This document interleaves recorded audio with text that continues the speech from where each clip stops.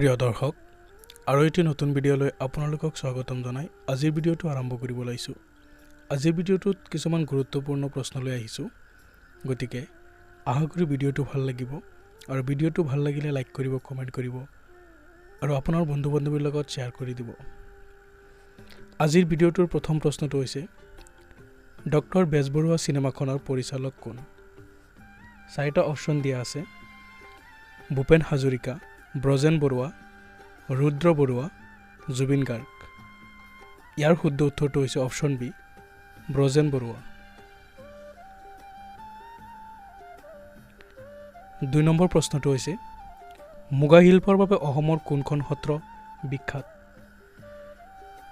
মুগা শিল্পৰ বাবে অসমৰ কোনখন সত্ৰ বিখ্যাত? ইয়াত চাৰিটা অপশ্যন দিয়া আছে: চামগুৰি, বৰপেটা, বৰদোৱা, আউনীআটী।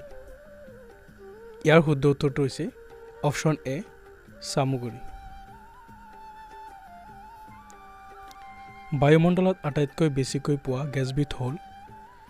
ইয়াত চাৰিটা অপশ্যন দিয়া আছে: আৰ্গন, অক্সিজেন, কাৰ্বন ডাই অক্সাইড, নাইট্ৰজেন। ইয়াৰ শুদ্ধ উত্তৰটো হৈছে অপশ্যন ডি, নাইট্ৰজেন। ৪ নম্বৰ প্ৰশ্নটো হৈছে বেটাৰীত কি এচিড ব্যৱহাৰ কৰা হয়?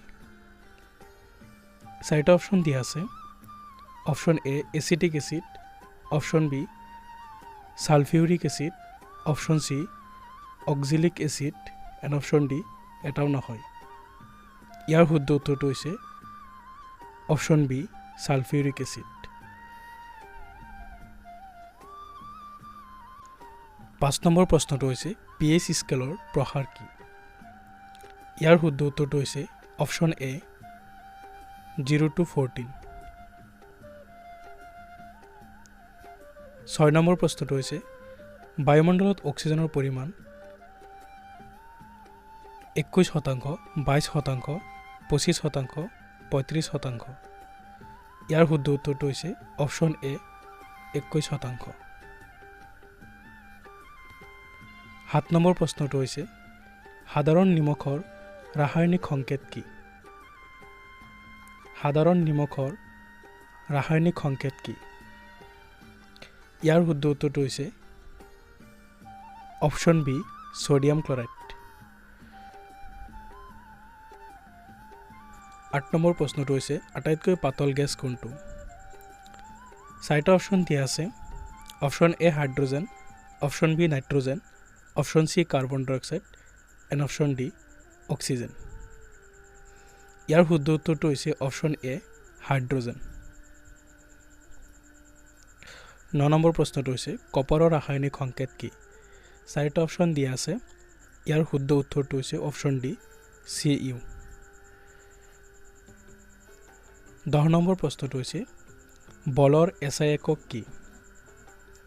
চাৰিটা অপশ্যন দিয়া আছে: option A, newton, option B, kelvin, option C, watt, and option D, joule. ইয়াৰ শুদ্ধ উত্তৰটো হৈছে অপশ্যন এ, নিউটন। ১১ নম্বৰ প্ৰশ্নটো হৈছে কোষ কোন চনত আৱিষ্কাৰ হৈছিল? চাৰিটা অপশ্যন দিয়া আছে। ইয়াৰ শুদ্ধ উত্তৰটো হৈছে অপশ্যন বি, ১৬৬৫ চনত।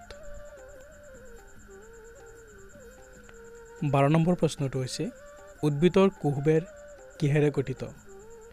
আকৌ কৈছোঁ, উদ্ভিদৰ কোষবেৰ কিহেৰে গঠিত? চাৰিটা অপশ্যন দিয়া আছে: ক্লৰ'ফিল, ক্লৰ'প্লাষ্ট, চেলুলছ। ইয়াৰ এটাও নহয়। ইয়াৰ শুদ্ধ উত্তৰটো হৈছে অপশ্যন চি, চেলুলছ।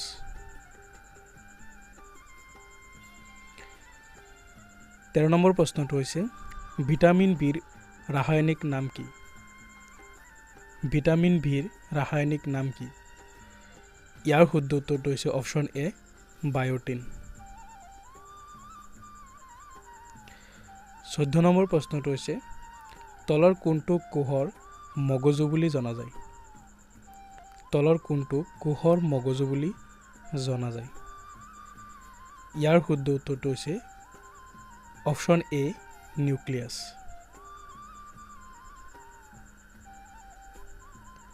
১৫ নম্বৰ প্ৰশ্নটো হৈছে তলৰ কোনটো স্তন্যপায়ী প্ৰাণী যিয়ে উৰিব পাৰে?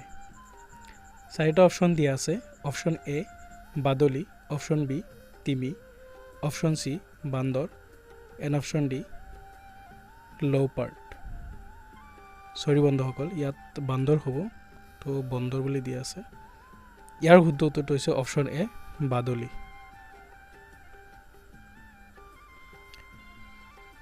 ষোল্ল নম্বৰ প্ৰশ্নটো হৈছে মানুহৰ হৃদযন্ত্ৰত মুঠ কেইটা কোঠালি আছে? ইয়াৰ শুদ্ধ উত্তৰটো হৈছে অপশ্যন চি 4টা। 17 নম্বৰ প্ৰশ্নটো হৈছে সোণৰ ৰাসায়নিক সংকেত কি? 4টা অপশ্যন দিয়া আছে। AG, AU, FE, K। ইয়াৰ শুদ্ধ উত্তৰটো হৈছে অপশ্যন বি AU। প্ৰিয় দৰ্শক, আজিৰ ভিডিঅ'টো এইখিনিলৈকে। আশা কৰোঁ ভিডিঅ'টো ভাল লাগিছে। ভিডিঅ'টো ভাল লাগিলে লাইক কৰিব, কমেণ্ট কৰিব আৰু মোৰ চেনেলত নতুন হৈ থাকিলে চেনেলটো ছাবস্ক্ৰাইব কৰি কাষতে থকা বেল বটনটো ক্লিক কৰি থ'ব। ধন্যবাদ।